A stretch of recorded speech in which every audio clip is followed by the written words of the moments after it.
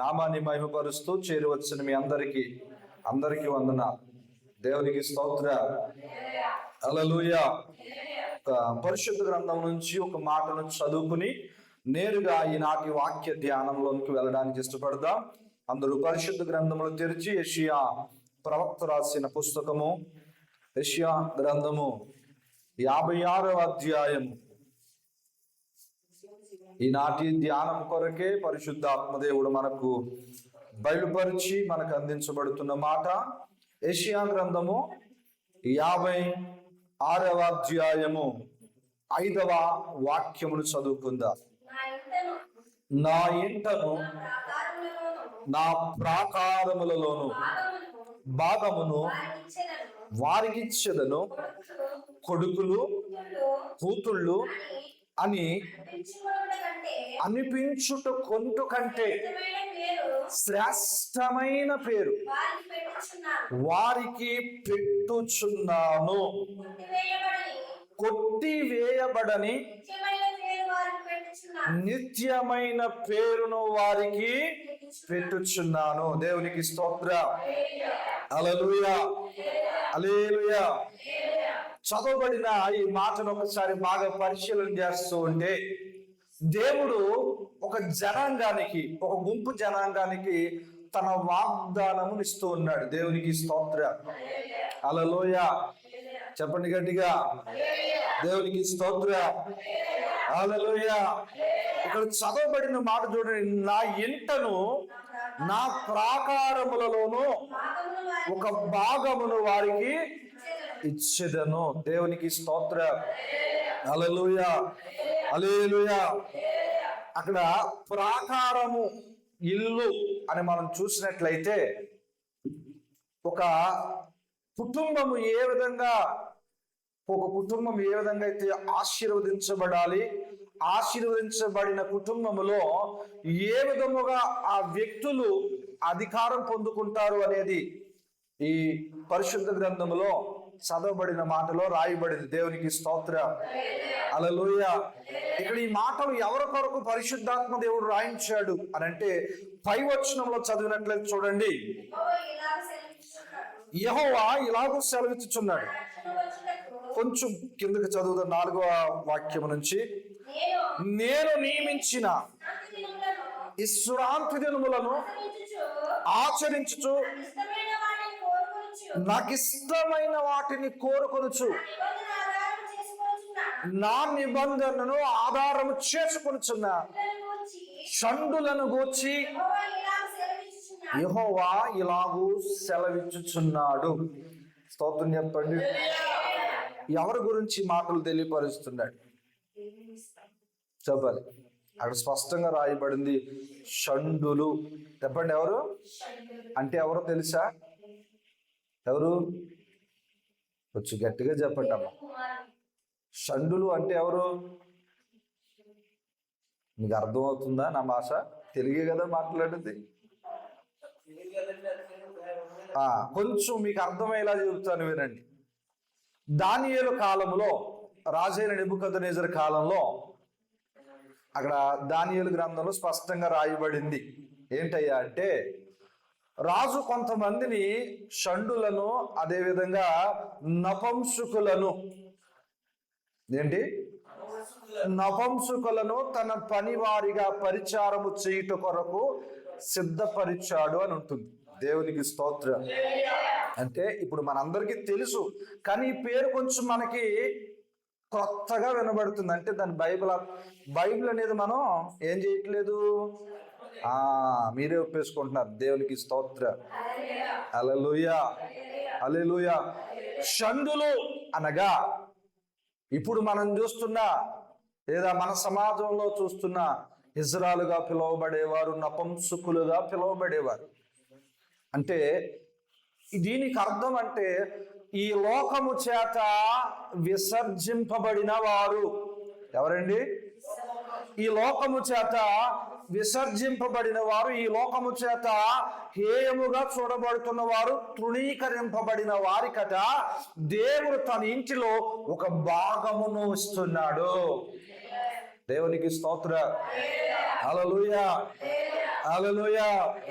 చాలా మంది ప్రియమైన దేవుని బిడ్డలారా, ఈ లక్షణాలు కలిగిన వారు ఎవరైతే నపుంసకులుగా ఉంటున్నారో, ఎవరైతే లేదా ఇజ్రాలుగా షండులుగా పిలువబడుతున్నారో, వారిని చూసినప్పుడు వారికి జనాలకు కలిగే ఒక ఆలోచన ఏంటయ్యా అంటే చులకన భావం. ఏంటండి? దేని కొరకు అని అంటే వారిలో ఏదో ఒక తేడాను బట్టి, వారిలో వారి యొక్క శరీరంలో కలిగిన మార్పులను బట్టి ఈ లోకం అంతా కూడా ఏం చేస్తుందంటే వాళ్ళని చీదరిస్తుంది, చులకనగా చూస్తుంది, ఏముగా మాట్లాడుతుంది, ఎగతాళి చేస్తుంది. కానీ పరిశుద్ధాత్మ దేవుడు వాక్యము రాయించిన మాట ఏంటో తెలుసా? వాక్యము రాయించిన మాట ఏంటో తెలుసా? దేవుడట అలాంటి వారికి తన ఇంటిలో ఒక భాగమును ఇస్తూ ఉన్నాడు. ఇక్కడ నేను చెప్పే మాట ఏంటో తెలుసా? ఈరోజు చాలా మంది కూడా ఈ షండులు ఏ విధంగా అయితే తృణీకరింపబడుతున్నారో అదే విధమైన తృణీకారమును పొందుతున్న వారు కూడా మన మధ్యలో ఉన్నారు. దేవునికి స్తోత్రం. అంటే ఇక్కడ నేను చెప్పాలని పరిశుద్ధాత్మ దేవుడు ఆలోచించిన మాట ఏంటో తెలుసా? ఈరోజు షండులు అనగా ఈరోజు తృణీకరింపబడుతున్న వారికి దేవుడు తన ఇంటిలో ఒక భాగము నీ కొరకు సిద్ధపరిచి ఉన్నాడు. దేవునికి స్తోత్రం. హల్లెలూయా. ఇంకొంచెం మాట్లాడాలి అంటే తృణీకరించబడి తన కుటుంబము చేత వెలివేయబడిన వారు, ఆఖరికి ఎవరైనా ఈ బిడ్డ నా బిడ్డని ఎవరైనా చెప్పగలరా అండి? చెబుతున్నారా? చెప్పట్లేదు కదా. కొన్నిసార్లు ఈ బిడ్డ నా బిడ్డ అని చెప్పడానికి కూడా నామోషి కలిగిన బ్రతుకు మనుషుల జీవితంలో ఉంటుంది కదా. అలాంటి వారితో పరిశుద్ధాత్మ దేవుడు తెలియపరుస్తున్న మాట, ఆయన ఇంటిలో నీకు ఒక భాగమును దేవుడు సిద్ధపరిచి ఉన్నాడు. దేవునికి స్తోత్రం. కొంతమంది అంటారు, నీవు నా కొడుకు అనడం కంటే, ఏమంటారు తెలుసా? నువ్వు నా కొడుకు అనుకుంటా కంటే ఎవడు బయటోడు అనుకుంటాడు బాబా అని అంటారు. కూతుళ్ళు అనడం కంటే ఇంకేమంటారంటే ఇక నా కూతురే లేదు అనుకుంటాం. మనకు వచ్చిన కోపంలో ఎన్నో మాటలు అంటూ ఉంటాం. నా దేవుడు చెబుతున్న మాట ఏంటో తెలుసా? నీకు దేవుని ఇంటిలో ఒక స్థానము కల్పించున్నాడు. ఎవరికి తెలుసా? తృణీకరింపబడిన వారికి. ఒకవేళ నేను అంటున్నాను, ఇంతవరకు ఒక మంచి కుమార్తెగా నువ్వు లేవని నీ తల్లిదండ్రులు అనుకుంటున్నారేమో, ఒకవేళ మంచి కుమారుడుగా లేవని నీ తల్లిదండ్రులు అనుకుంటున్నారేమో, ఒకవేళ ఈ మాటలు వింటున్న నీకు కూడా ఇదిగో నా తల్లిదండ్రులు లేదా నా కుటుంబీకులు ఒక కూతురుగా, కుమార్తెగా, కోడలుగా లేదా అల్లుడుగా స్వీకరించలేదని బాధపడుతున్నావేమో. నా దేవుడు తెలియపరుస్తున్న మాట ఏంటో తెలుసా? నీ కొరకు ఆయన ఇంటిలో ఒక స్థానం ఉన్నది, ఆయన ప్రాకారములో నీకు గొప్ప పేరున్నది. దేవునికి స్తోత్రం. నిజం చెప్పనా అండి, ఈ లోకంలో ఒక మంచి కూతురు అనిపించడం కంటే ఒక మంచి భక్తిపరుడు అనిపించడం చాలా కష్టం. ఏంటంటే నా మాటలు అర్థమవుతున్నాయండి? తెలుగే కదా మాట్లాడేది. ఈరోజు ఏమన్నా కొత్తగా మాట్లాడుతున్నానా? మరి మౌనంగా ఉంటారేమి? ఒక మంచి కూతురు లేదా ఒక మంచి కొడుకు అనిపించడం చాలా కష్టపడాలి. అలాగనే ఆ పేరు రాలేదని నువ్వు బాధపడద్దు. కొన్నిసార్లు నువ్వు దేవుని సన్నిధిలో ఆయన నిబంధన బట్టి నువ్వు బ్రతికితేనట ఆయన నిత్యము చెరిగిపోని పేరును నీకు దేవుడు ఇవ్వబోతా ఉన్నాడు. ఒక నిబంధన కలిగి ఆయన ఎన్నటికీ కూడా పేరేమవుతుంటండి? చెరిగిపోని ఒక గొప్ప సాక్ష్యాన్ని పరిశుద్ధాత్మ దేవుడు నీ జీవితంలో దేవుడు దయచేయబోతా ఉన్నాడు. దేవునికి స్తోత్రం. హల్లెలూయా. హల్లెలూయా. శ్రేష్టమైందంట పేరు. దేవుడిచ్చే పేరు అలాంటిదంటండి, శ్రేష్టమైంది. తల్లిదండ్రులుగా లేదా ఈ లోక సమాజం ఇచ్చేది ఎలా ఉంటుందయ్యా అంటే నచ్చితే ఒకలాగా, నచ్చకపోతే ఒకలాగా ప్రవర్తించే తీరు, అవసరం ఉంటే ఒకలాగా, అవసరము లేకపోతే మరొకలాగా ప్రవర్తించే తీరు. కానీ ప్రియమైన దేవుని బిడ్డ, నీవు దేవుని సన్నిధిలోకి వచ్చిన మరుక్షణం ఆయన హత్తుకుని నీకు క్రొత్త పేరును దేవుడు ఇవ్వడానికి, తన పేరు ప్రక్కన ఇదిగో నీ జీవితాంత కాలము కూడా నిన్ను ఘనపరచగలిగే స్థానమును దేవుడు నీకు ఇవ్వడానికి ఇష్టపడుతున్నాడు. దేవునికి స్తోత్రం. హల్లెలూయా. హల్లెలూయా. ఈరోజు చాలా మంది, నేను అంటాను, ఇక్కడ ఉన్న వారే కాదు, ఈ మాటలు వింటున్న వారు చాలా మంది తృణీకరింపబడుతూ ఉన్నారు. దేవుని నమ్ముకోవడాన్ని బట్టి తృణీకరింపబడుతున్నారు. దేవుని సన్నిధిలో రావడాన్ని బట్టి తృణీకరింపబడుతున్నారు. కొంతమంది అయితే తీసుకున్న బాప్తీసము కొరకు తృణీకరింపబడుతున్నారు. కొంతమంది అయితే దేవుని ఆరాధించడానికి వెళుతున్నప్పుడు తృణీకరింపబడుతున్నారు.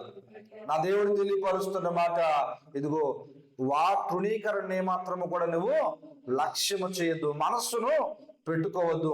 దేవుడు నీకు ఇచ్చిన వాగ్దానము, దేవుడు నీ ముందు పెట్టిన వాక్యమును నువ్వు అనుసరించి నడుచుకో. దేవుడు నీ పక్షమున ఒక అద్భుతమైన కార్యము నీ పక్షమున దేవుడు చేయబోతా ఉన్నాడు. దేవునికి స్తోత్రం. హల్లెలూయా.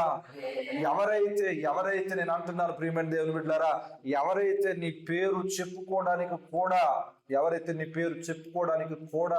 ఆ యొక్క ఆలోచించారో వారే నిన్ను హత్తుకునేటట్టుగా నా పరిశుద్ధాత్మ దేవుడు మీ జీవితాల్లో అద్భుతమైన కార్యములు జరిగించిపోతా ఉన్నారు. దేవునికి స్తోత్రం. హల్లెలూయా, హల్లెలూయా, హల్లెలూయా. ఒక మాట చెప్తాను వినండి. ఈరోజు ఎలాంటి పరిస్థితుల్లో నువ్వు ఉన్నా, ఎలాంటి దీనస్థితిలో ఉన్నా, తృణీకరణ కలిగిన పరిస్థితుల్లో నువ్వు ఉన్నా, దేవుని వాక్యం తెలియపరుస్తుంది, ఆయన నిబంధనను ఆధారం చేసుకునంట. అక్కడ వాళ్ళు ఏం చేసి వాక్యం ఉంది, నా నిబంధనను ఆధారం చేసుకున్నా అంటే, నా నిబంధనను ఆధారం చేసుకుని తిరస్కారం పొందుతున్న ప్రతి ఒక్కరికి దేవుని వాక్యం వర్తిస్తుంది. దేవునికి స్తోత్రం. హల్లెలూయా. చెప్పండి గట్టిగా. అంటే దేవుని వాక్యం వింటూ, దేవుని వాక్యానుసారంగా బ్రతుకుతూ, అయినా సరే నమ్మకంగా బ్రతుకుతున్నా కూడా కొన్ని తిరస్కారము, కొన్ని సూటిపోటి మాటలు లేదా నిందలు, అవమానాలు ఎదుర్కొంటున్నా వారి కొరకు దేవుడు మాట్లాడుతున్నాడు. ఈరోజు శారీరకమైన తల్లిదండ్రులు ఇంటిలో నీకు చోటు లేకపోవచ్చేమో, కానీ నిన్ను సృష్టించిన సృష్టికర్త ఇంటిలో నీకు ఒక స్థానము, చెరగని పేరు దేవుడు నీకు ఇవ్వబోతా ఉన్నాడు. దేవునికి స్తోత్రం చేద్దామా? హల్లెలూయా, హల్లెలూయా. ఒక మాట చెబుతాను వినండి. పరిశుద్ధ గ్రంథంలో నయోమి అనే ఒక తల్లి కష్టకాలములో బెత్లెహేమును విడిచి పరాయి దేశం వెళ్ళింది. బ్రతుకుదాని కొరకు కొంతకాలం శ్రమ వచ్చిందని. అప్పుడు ఆ ప్రాంతములో ఉన్న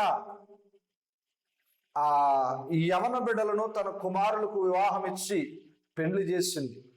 భర్త చనిపోయాడు, కుమారులు ఇరువురు కూడా చనిపోయారు. ఆ ఇద్దరి కోడలను పిలిచింది. ఎవరిని? ఇద్దరి ఏం పేరో తెలుసా?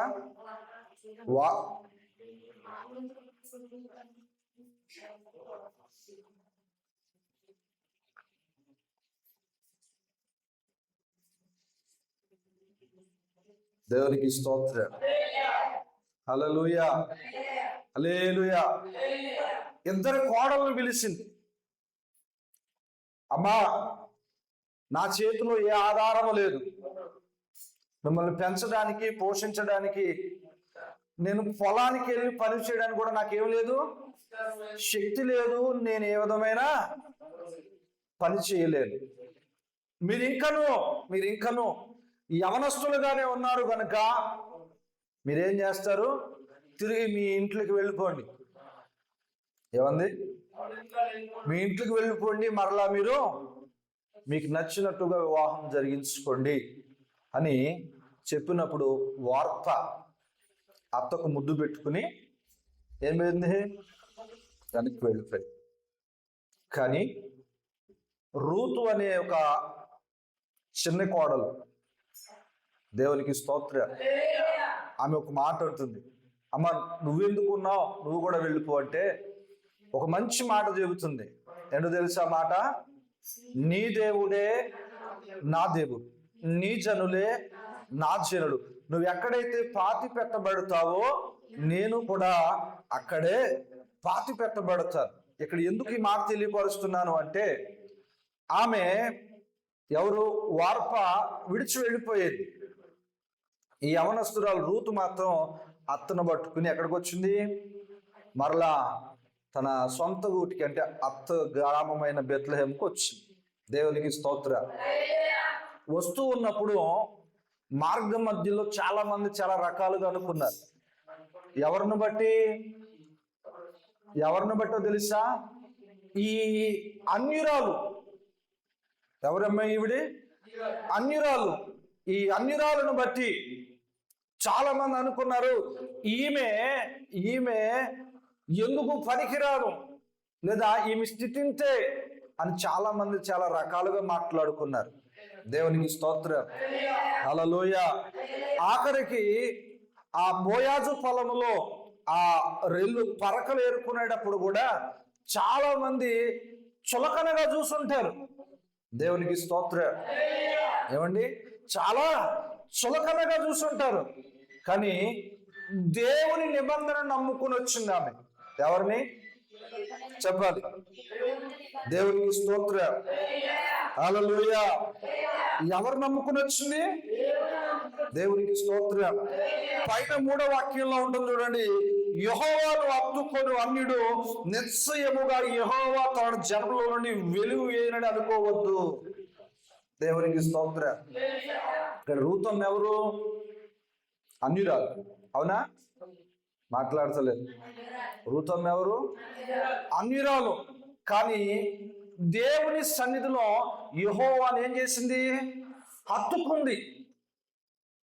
హత్తుకోకపోతే అత్తతో అందు, అమ్మా నీ దేవుడు వేరు నా దేవుడు వేరు అని అనేది. కానీ ఇప్పుడు ఏమంటుంది? నీ దేవుడే నా దేవుడు, నీ జనులే నా జనులు అని ఆ యొక్క రూతు చెప్పినప్పుడు దేవుడు రూతు హృదయాన్ని చూశాడు. దేవునికి స్తోత్రం. హల్లెలూయా. హల్లెలూయా. తృణీకరింపబడింది, విసర్జింపబడింది, మనుషుల చేత చులకనగా చూడబడింది, అన్యురాలే. కానీ దేవుడు ఏం చేశాడు తెలుసా అండి? శాశ్వతముగా చెరిగిపోని ఒక పేరు నా రూతమ్మకు దేవుడిచ్చాడు. యేసు ప్రభు వంశావళిలో ఒక అన్యురాలకు స్థానము కల్పించి ఎప్పటికీ వాక్యమును జ్ఞాపకం చేసుకుంటే, యేసయ్య జన్మదిన ఆ యొక్క జన్మ క్రమాన్ని జ్ఞాపకం చేసుకుంటే అందులో ఎవరు కనబడుతున్నారు తెలుసా అండి? రూతు కనబడుతుంది. దేవునికి స్తోత్రం. నా దేవుడిచ్చిన ఏ వాగ్దానం కూడా ఎప్పుడు కూడా నిరర్ధకము కాదు. దేవునికి స్తోత్రం. దేవుని యొక్క వాగ్దానము, ఒక ప్రవచనము, ఒక వాగ్దాన వాక్యము నీ కొరకు దేవుడిచ్చాడు అని అంటే ఎప్పటికీ అది వ్యర్థము కాదు. మరి ఎందుకు జరగడం లేదయ్యా అంటే మనము నిబంధనను అనుసరించి నడుచుకోకే మన జీవితాల్లో వాగ్దానములు, ప్రవచనాలు అనేవి నెరవేర్చబడడం లేదు. దేవునికి స్తోత్రం. హల్లెలూయా. ఏమంటున్నాడు? యెహోవాను హత్తుకుని అన్యుడు నిశ్చయముగా యెహోవా జనుల మధ్య నుంచి కొట్టివేయబడ్డంట. అంటే తీసివేయబడ్డు అంటే ఆయనకు ఒక స్థానాన్ని దేవుడు ఇస్తున్నాడు. దేవుడికి స్తోత్రం చెప్పండి. హల్లెలూయా. ఈరోజు నేను అంటాను, తాత్కాలికంగా నువ్వు దూరంగా ఉండొచ్చు, తాత్కాలికంగా కొన్ని విషయాలకు నువ్వు దూరం అయిపోయి ఉండొచ్చు. నా ప్రభు చెబుతున్నాడు, దేవుని బట్టి, దేవుని యొక్క వాక్యాన్ని బట్టి, దేవుని సన్నిధిలో నువ్వు చేసుకున్న తీర్మానమును బట్టి నువ్వు కొన్ని శ్రమలు, కొన్ని విషయాల్లో తృణీకరింపబడుతున్నావు కదా, వాటి కొరకు నువ్వు దేవుడు ఇచ్చేది ఎలా ఉండబోతుందయ్యా అంటే శాశ్వతమైనది దేవుడు ఇవ్వబోతున్నాడు. దాని నుంచి నిన్ను ఎవరు వేరుపరచలేరు. అది నువ్వు తీసేయాలి. నువ్వు ఉన్న ఈ లోకం విడిచి వెళ్ళిపోయిన తర్వాత కూడా దాని కొరకు నీ కుటుంబము, నీ సంఘము మాట్లాడుకొని ఒక గొప్ప ఆధిక్యత దేవుడు నీకు ఇవ్వబోతా ఉన్నాడు. దేవునికి స్తోత్రం. హల్లెలూయా. హల్లెలూయా. దేవునికి స్తోత్రం. హల్లెలూయా. చూడండి, అలాంటి వారి కొరకు దేవుడు తెలియపరుస్తున్న మాట ఏంటయ్యా అంటే ఆ 7వ వచనం చూడండి, నా ప్రార్థన మందిరములో వారిని నేను ఆనందింపజేసేదను. ఒకవేళ నీ తల్లిదండ్రులు లేదా కుటుంబీకులు, స్నేహితులు విడిచిపెట్టొచ్చేమో కానీ దేవుని మందిరానికి వచ్చిన మరుక్షణం దేవుని యొక్క వాక్యము చేత నేను ఆదరించడము, బలపరచడము, దేవుని ఆత్మ చేత నింపడము, దేవుడు మరలా నీ దుఃఖాన్ని తీసి ఆనందాన్ని దేవుడు నీకు ఇవ్వడానికి దేవుడు ఇష్టపడుతున్న మాట. దేవునికి స్తోత్రం. హల్లెలూయా. ఏంటంట? నా ప్రార్థనా మందిరములో వారిని ఆనందింపజేస్తాడట. రెండవది అంటున్నాడు, వారు చేసిన ప్రార్థన బలిపీఠం మీద అర్పించే దహన బలులు నాకు అంగీకారం అంట. దేవునికి స్తోత్రం. ఏమండి, నేను అంటాను, ఎంతో దుఃఖముతో వేదనతో కన్నీటి లేదా ఆ పరిస్థితుల్లో దేవుని సన్నిధికి వచ్చినప్పుడు ప్రార్థన చేసినప్పుడు నీవు నీ బాధ తప్ప మరొకటి ఎప్పుడు కూడా ఆలోచన చేయి. అవును కదా? ఇప్పుడు చూడండి, ఎవరైనా ఏదైనా అన్నారు అనుకోండి, ఏదైనా అనరాని మాట లేకపోతే పడరాని మాట నీ చెవిని పడినప్పుడు నువ్వు దేవుని మందిరంలో మోకరించగానే నువ్వు చేసేది ఏంటో తెలుసా? చెప్పండి, ఏం చేస్తారు? చెప్పాలి. మీకు ఎవరికి ఎదురవ్వలేదేమో అలాంటి సందర్భాలు. దేవునికి స్తోత్రం. హల్లెలూయా, హల్లెలూయా. నిజం చెప్పనా, ఆ టైంలో మోకరించినప్పుడు నాకు అది కావాలి ఇది కావాలని అడగం. హృదయపూర్వకంగా దేవుని మందిరంలో కుమ్మరించేస్తాను నీకున్న బాధ అంతటిని కూడా. ఆ బాధ, ఆ ప్రార్థన, ఆ యొక్క దహన బలట దేవుడు తృణీకరించకుండా అంగీకరించి నీ ప్రార్థనకు జవాబునివ్వబోతా ఉన్నాడు. దేవునికి స్తోత్ర. ఆ ఫలము నీవు జీవితంలో రాబో రోజుల్లో నిశ్చయముగా నువ్వు చూడబోతా ఉన్నావు. దేవునికి స్తోత్ర. హల్లెలూయా, హల్లెలూయా. ఆ కింద మాటలు అంటాడు, నా ప్రార్థన మందిరము సమస్త జనులు అన్యులందరికీ కూడా ప్రార్థన. అంటే ఎవరైతే కుటుంబము చేత, ఎవరైతే మనుషుల చేత తృణీకరింపబడుతున్నాయో వారి కొరకు దేవుని మందిరం ఎప్పుడు తెరవబడి ఉంటుంది. వారి కొరకు దేవుని ఆదరణ ఎప్పుడు తెరిచి ఉంటుంది. దేవునికి స్తోత్రం. హల్లెలూయా. నా మట్టుకు నేను ఎన్నో మార్లు ఇంటి దగ్గర ఉండలేక మందిరానికి వచ్చి ప్రార్థన చేసుకుని కన్నీరు కార్చిన సందర్భాలు ఎన్నో ఉన్నాయి. ఎన్నో, ఒకటి రెండు కాదండి. కొన్నిసార్లు అయితే పరిస్థితులు అర్థం చేసుకోలేని పరిస్థితుల్లో కూడా కన్నవారు అర్థం చేసుకోకపోవచ్చు, కట్టుకున్నవారు అర్థం చేసుకోకపోవచ్చు, బాగా ప్రేమించిన వారు అపార్థం చేసుకోవచ్చు. అలాంటి సందర్భాల్లో కూడా దేవుని మందిరంలోకి వచ్చి ఒక్క కార్చిన ఒక కన్నీటి బొట్టు ఈరోజు జీవితంలో ఎన్నో అద్భుతాలు చేసి దేవునికి స్తోత్రం. హల్లెలూయా. ఎందుకు చెప్తున్నా అంటే, ఒక తండ్రి తన బిడ్డకు ఇవ్వగలిగే స్థాయి ఆ తండ్రి యొక్క ఆర్థిక స్థాయిని బట్టి ఉంటుంది. అవును కదా? కానీ మన తండ్రి యొక్క స్థాయి అన్నిటికీ మించింది. దేవునికి స్తోత్రం. ఆయన ఒక్క భాగంలోనే ఉండి నాకు ఇది చెయ్యి తండ్రి అంటే అలాంటి తండ్రి కాదు. నువ్వు ఎలాంటి పరిస్థితుల్లో ఎప్పుడు నిలవబడినా, ఎక్కడ ఏ విధంగా నిలవబడినా అన్ని విషయాలలో నీకు సహాయం చేయగలిగే తండ్రి ఈరోజు మనం ఆరాధిస్తున్నా దేవుడు. దేవునికి స్తోత్రం. హల్లెలూయా, హల్లెలూయా. మరలా చెప్తున్నాను, ఎన్నో మాటలు నేను మరలా చెప్తున్నాను, మందిరం విషయంలో, పరిచయ విషయంలో ఎన్నో మాటలు పడ్డా, ఎన్నో మాటలు విన్నా. అవసరమైతే నిజం కొన్నిసార్లు అనిపించింది పరిచర్యను ఇక ఇక్కడ మానేద్దాం అని అనుకున్నాను కూడా. అంతటి కొన్ని శ్రమలు, కొన్ని పరిస్థితులు నేను ఎదుర్కొన్నాను. ఎక్కడో బయట నుంచి కాదు, కొన్ని విషయాల్లో కుటుంబంలోని, కొన్ని విషయాల్లో బంధుమిత్రులు, కొంతమంది ఎవరైతే నన్ను బాగా అర్థం చేసుకోగలరో వాళ్ళ విషయంలోనే, కొన్ని విషయాలు నా స్నేహితులే. అలాంటి సందర్భాల్లో కూడా నా దేవుడు ఎప్పుడు నన్ను విడిచిపెట్టలేదు. ఎందుకు తెలుసా? ఆయన ఎప్పుడు ఒక మాట చెప్పాడు, నా ఇంట్లో నీకు ఎప్పుడు వచ్చినా, ఎప్పుడు తలుపు తట్టినా నీకు స్థానం ఉంది. దేవునికి స్తోత్రం. ఈ సమయం ఆ సమయం అని కాదు, నువ్వు కన్నీటితో వచ్చి నిలవబడిన ప్రతిసారి కూడా ఆయన నిన్ను కన్నీటితో లోనికి పిలిచాడేమో కానీ బయటకు వెళ్ళేటప్పుడు కన్నీటితో పంపడు. దేవునికి స్తోత్ర. ఆ కన్నీటిని తుడిచి దానికి తగిన జవాబు నీకిచ్చే ఆయన నిన్ను బయటకు పంపిస్తాడు. దేవునికి స్తోత్ర. హల్లెలూయా, హల్లెలూయా.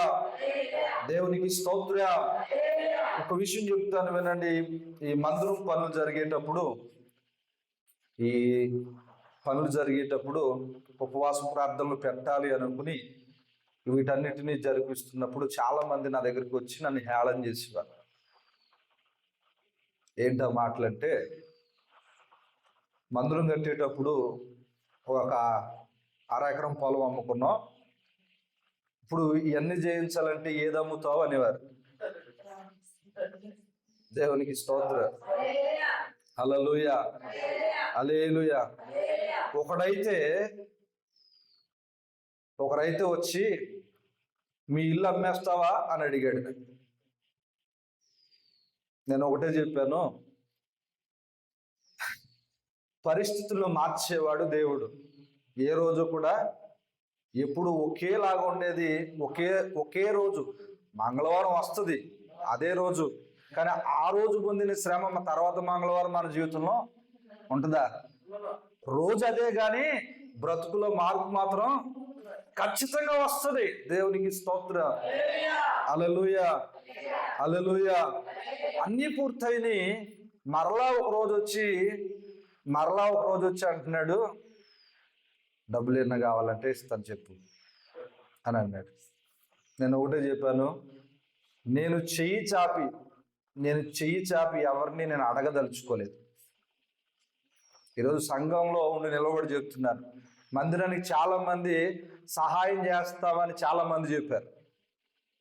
నాకు నా దేవుడు నేర్పిన పాఠం ఏంటో తెలుసా ప్రియమైన దేవుని బిడ్డ? ఎవరైనా వచ్చి వాళ్ళంతటా వాళ్ళు వచ్చి ఇస్తేనే తప్ప మందిరం కొరకే కానీ పరిచర్య కొరకే కానీ నా అంతటా నేను ఇల్లు అడిగింది ఏ రోజు లేదు.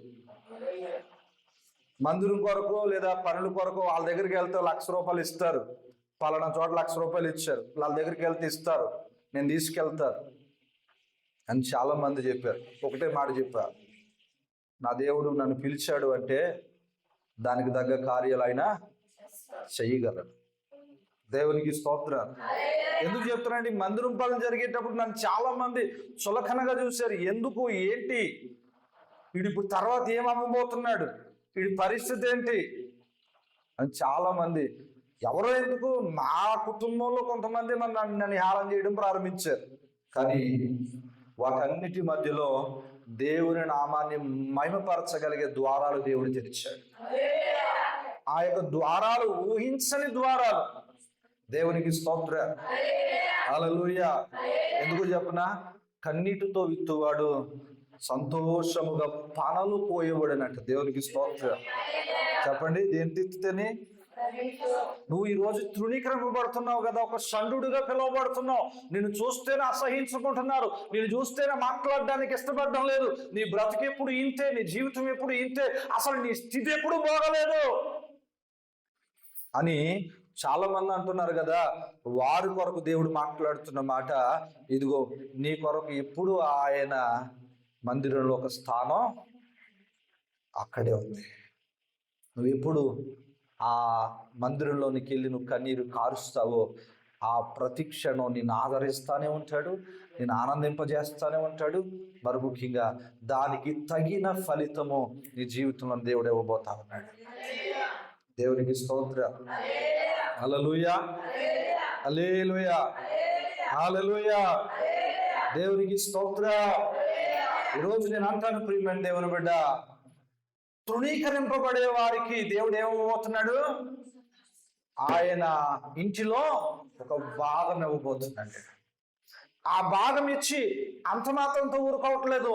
నీ పేరు కొట్టివేయబడకుండా తరతరములు కూడా జ్ఞాపకం ఉండే ఒక ఉన్నతమైన అవకాశాన్ని దేవుడు నీకు ఇవ్వబోతున్నాడు.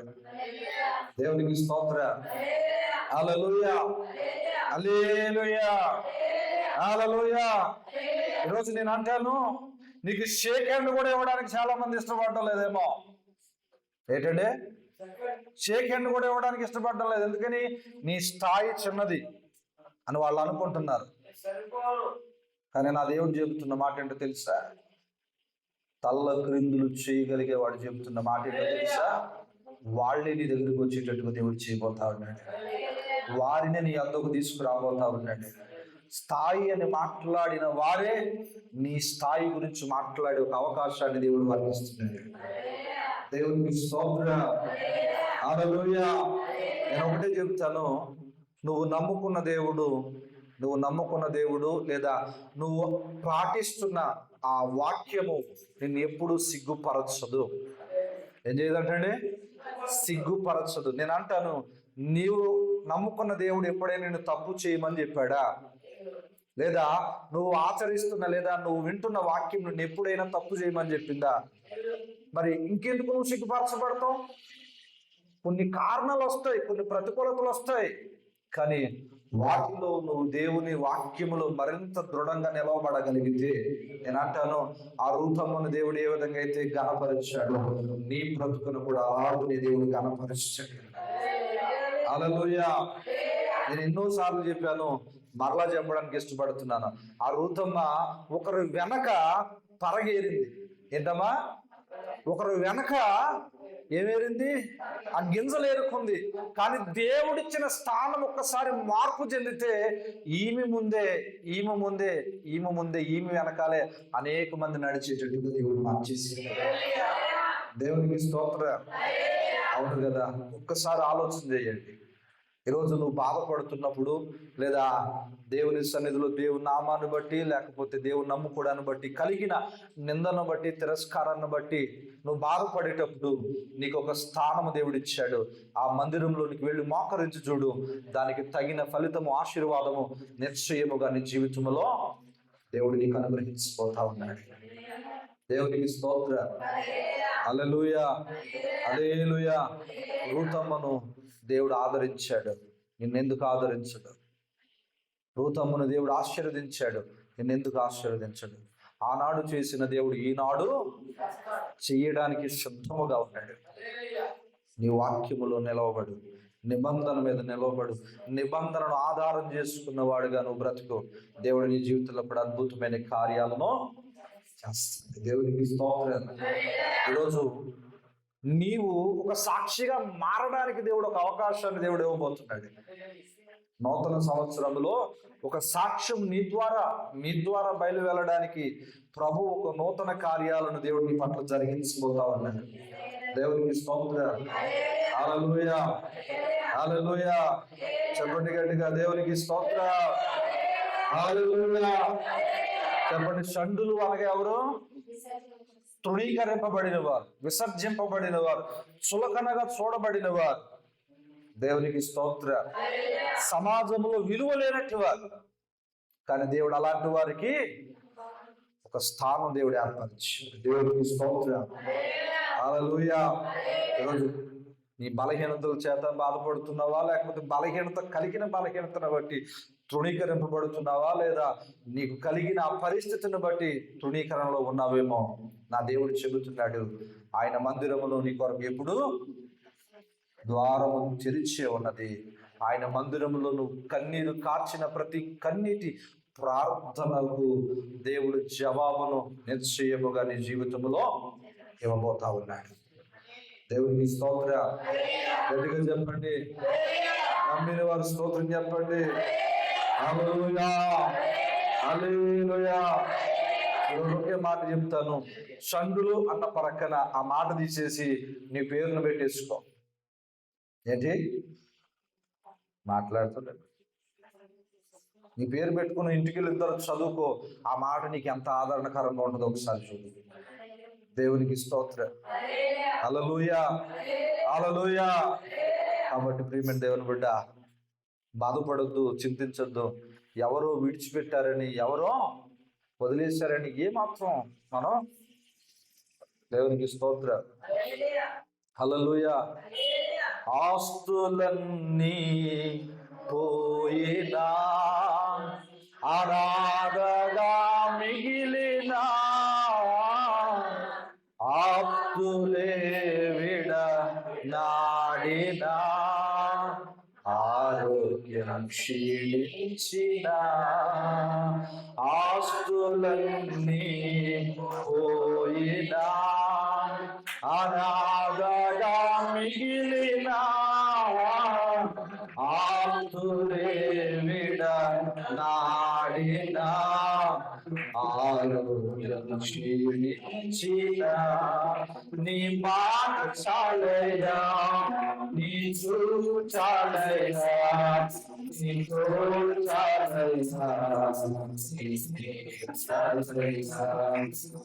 మాట చాలైనా నీ చూడు చాలైనా నీ తోడు చాలైనా నీ నీడ చాలైనా నీకుంటే నాకు చాలు యేసయ్యా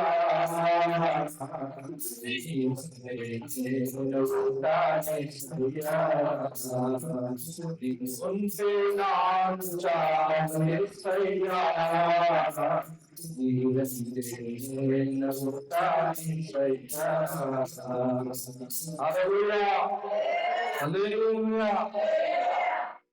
చేతిలో డబ్బులు పోయినాయి అని బాధపడద్దు, విడిచిపెట్టారని అసలు బాధపడద్దు, అసలు ఆరోగ్యం బాగలేదని అసలు బాధపడద్దు. స్వస్థపరచు యెహోవా నీకున్నాడు. యెహోవా ఈరేగా ఉన్నవాడు, సమస్తమును సమకూర్చువాడు నీకున్నాడు. ఒక నూతన జనాంగాన్ని నీకు జతపరచగలిగే ఒక అద్భుతమైన దేవుడు నీకున్నాడు. దేవుడికి స్తోత్రం. హల్లెలూయా, హల్లెలూయా. కాబట్టి తృణీకరింపబడుతున్నావా? నీ స్థానం దేవుడు నీకు జ్ఞాపకం చేస్తున్నాడు. ఏంటో తెలుసా స్థానం? ఆయన ఇంటిలో నీకు ఒక భాగం రాస్తుంది. ఆయన ప్రాకారంలో ఒక భాగమును దేవుడు నీకు ఇచ్చిన్నాడు. కాబట్టి నువ్వు బాధపడద్దు. ఎవరో నీకు స్థానం ఇవ్వకపోతే ఇవ్వవలసిన దేవుడు నీకు స్థానం కనిపిస్తే ఇంకెందుకు అంత బాధ? దేవునికి స్తోత్రం. హల్లెలూయా, హల్లెలూయా.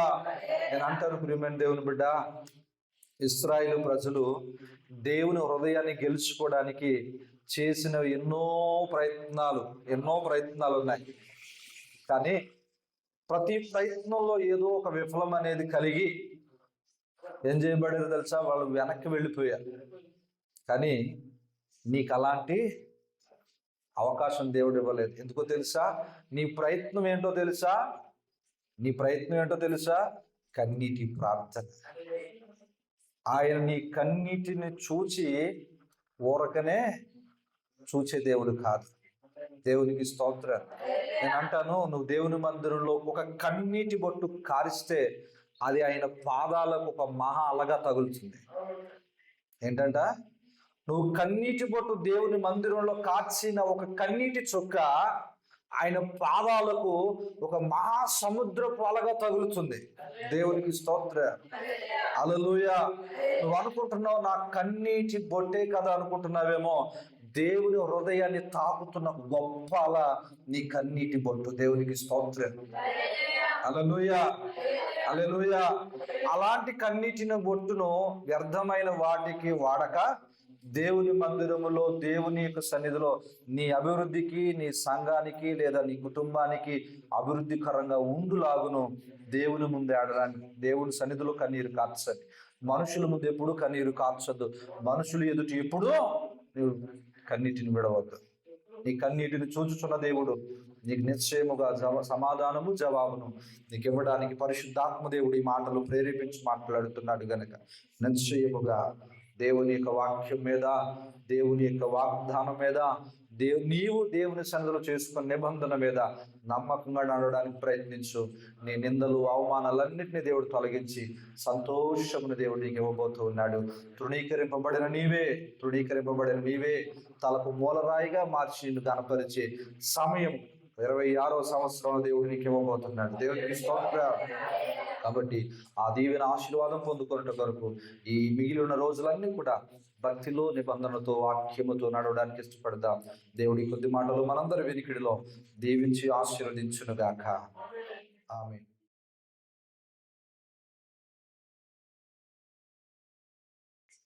ప్రతి ఒక్కరు జ్ఞాపకం చేసుకుంటూ దేవుడి సన్నిధిలో అడుగుదాం. దేవా, నా కొరకే నువ్వు మాట్లాడారయ్యా, అందుని బట్టి నీకు వందనాలు.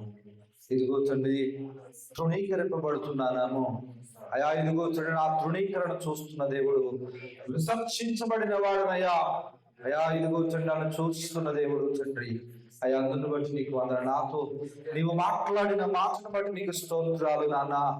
ప్రభువా నీకు స్తోత్రాలయ్యా అంటూ ప్రతి ఒక్కరము కూడా ప్రభు సన్నిధిలో ప్రార్థన చేద్దాం. పరిశుద్ధుడా, ప్రేమ కలిగిన యేసయ్యా, నీకు వందనాలు స్తోత్రాలు నాన్న. ఇదిగో తండ్రి పునరుద్ధరణ దినాన్ని ఆయన అయ్యా మమ్మల్ని అందరినీ ఒక కుటుంబముగా నీ యొక్క సన్నిధిలో నీ ఇంటిలో మమ్మల్ని నిలవబెట్టినందుకు నీకు స్తోత్రాలు. ఇదిగో తండ్రి ప్రభు ఇంతవరకు నీ మాటల చేత మమ్మల్ని బలపరిచారు, నీ మాటల చేత మమ్మల్ని ధైర్యపరిచినందుకు నీకు వందనాలు.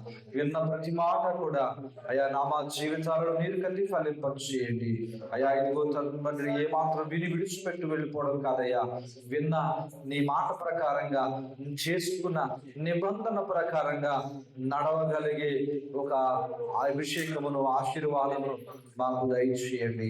చేరి వచ్చిన ప్రతి బిడ్డను పేరు పేరు చొప్పున దీవించండి. రాలేని ప్రతి బిడ్డను దయచేత మన్నించి మరలా వచ్చేవారు మేమంతా కలిసే భాగ్యం దయచేయండి. బిడ్డలు ప్రేమతో అర్పించిన ప్రతి కానుక అయా మీ బిడ్డకు నూరంతలుగా అనుగ్రహించి ఈ కానుకను మీ పరిచయంలో వాడుకుని దీవించమని ఏస్తున్నామని అడుగుతున్నాం తండ్రి. ఆమేన్. తండ్రి దేవుని ప్రేమ, కుమారుడి యేసుక్రీస్తు వారి కృప, పరిశుద్ధాత్మిక సహవాసము సహాయం మనకును లోకములను సమస్త దేవుని బిడ్డలందరికీ సదాకాలము తోడే నడిపించుగాక. ఆమేన్. యేసు రక్తమే జయం, ప్రభు యేసు రక్తము జయం, ప్రభు యేసు నామమునకు సంపూర్ణ విజయం కలుగుగాక. అందరికీ వందనాలండి. దేవుడు మిమ్మల్ని అందరినీ కూడా దీవించుగాక.